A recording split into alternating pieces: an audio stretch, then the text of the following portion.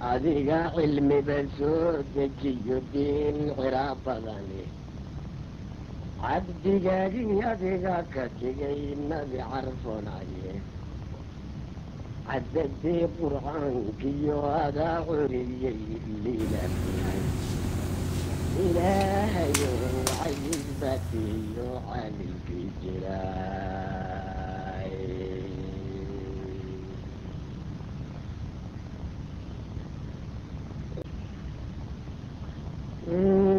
adiga cilmiba soo dejiyo diin ciraab badani adaasiyo laydh caafimaad gaal ku caasiyeyeen caascaasna adiga ku rida sheekh ku caabudayeen ilaahayow casiis baatiyo caadilkii jiraay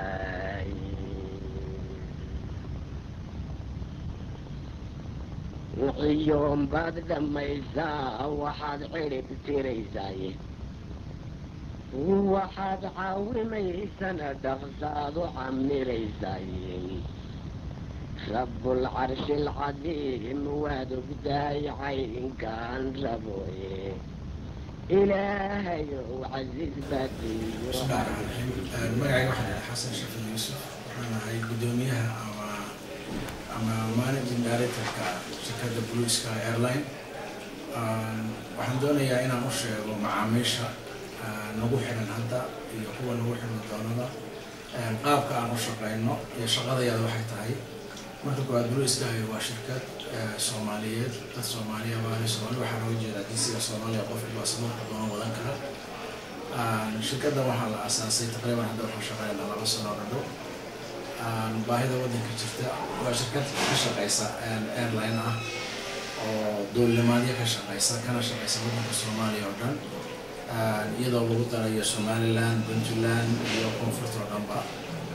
shirkadaasi waa shirkadaas sidaan u sheegnay baahida waddanka ka jirta marka waddankii uu burburay waddooyinka ay baaba'een amnigii waddankuna uu xumaaday markaa kadib ayay baahidu soo baxday. shirkada waxaan isticmaalnaa 2 diyaaradood oo nooca loo yaqaano Emirates 120 loo yaqaano waa future-ka dhowna waxaan rajeynaynaa haddii aan la yidhaahdo inaanu diyaarada kale iyada kuwan hadda isticmaali ka waaweyn inaanu soo gelina. gobollada waddanka oo dhan waan ka shaqeyn. marka hore waxaanu ka kacnaa falatii oo ka bilowdaa Nairobi.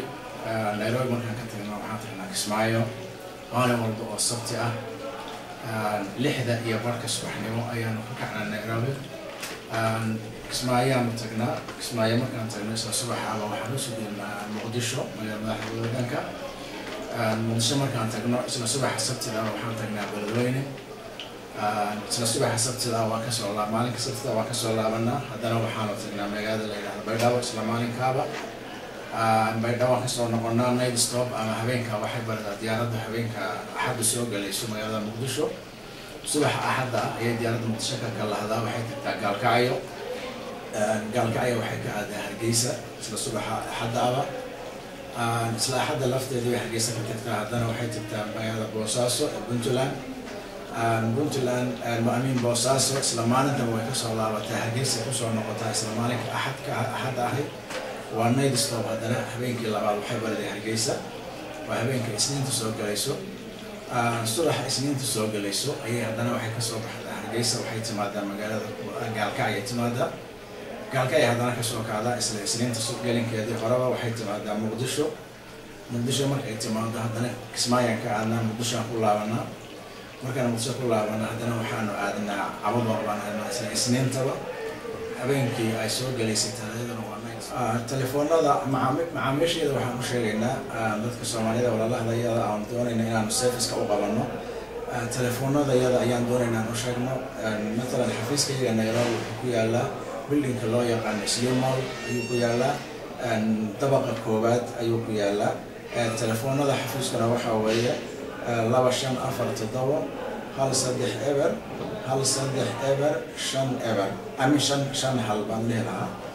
waxaan ku idhaahdaa nambarka labaad isna sidaas oo kale waxaa weeye 254 713 eber 13 eber 9 hal.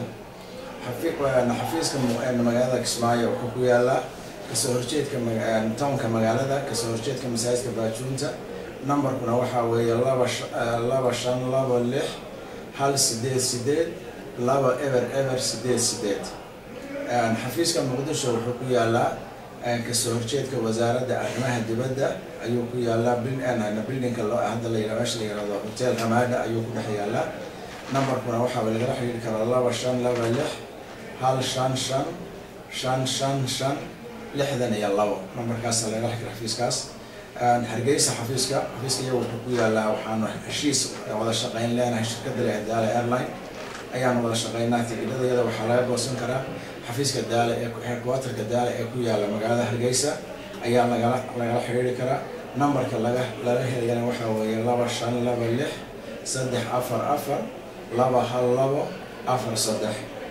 Boosaaso office xafiiskeedu waxaa weeye numberkiisu 252 9 eber 77 996 36 xafiiska gaalkacyo wuxuu ku yaalaa waxaa weeye isaga numberkiisu 252 9 eber 7 79 5571 xafiiska beledweyn isaguna waxaa weeye waxaa lagala xiriiri karaa 2526 155 41 eber 9 abudwaaq xafiiskaas isna waxaa lagala xiriiri karaa 2526 155 554 42 guriceel xafiiska waxaa isna nambaradiisu ay yihiin 2526 155 11 eber 65 cadaada xafiiskeeda isagana waxaa lagala xiriiri karaa 2526 155 777